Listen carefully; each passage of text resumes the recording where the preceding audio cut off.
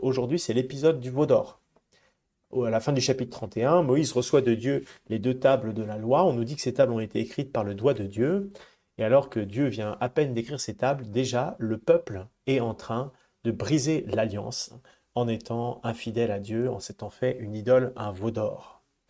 Et cela est plus qu'une simple petite infidélité idolâtrique. Il y a dans la Bible un mot pour dire cette infidélité, on appelle ça un adultère. Pourquoi? Parce que maintenant, il y a une alliance entre Dieu et le peuple, il y a une promesse de fidélité, et donc c'est une alliance rompue. C'est plus grave que de la simple idolâtrie. La comparaison est faite avec l'infidélité au sein d'un mariage où il y a une alliance entre un homme et une femme. Cette alliance est rompue, le peuple est adultère. Et cela nous invite aussi à faire un rapprochement avec l'évangile que nous allons entendre, que nous avons entendu, pardon, dimanche dernier, l'évangile de la femme adultère, Jean 8, nous sommes dans l'année C, hein, et on a Jésus dans cet épisode où lorsque les pharisiens accusent la femme, Jésus se penche vers la terre et commence à écrire sur la terre avec son doigt. Il y a deux endroits dans la Bible où le doigt de Dieu écrit sur la terre.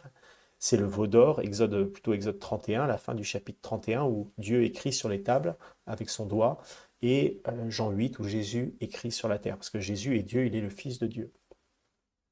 Et sans doute, on peut imaginer que Jésus a écrit les commandements sur la terre, pour rappeler justement à ceux qui accusaient cette femme qu'il n'y a pas un âge d'or où la loi ait été respectée de manière parfaite, où l'homme ait été capable d'accomplir la loi. Dès le début, le peuple est adultère, il est transgresseur, et donc dès le début, le peuple a besoin de la miséricorde de Dieu.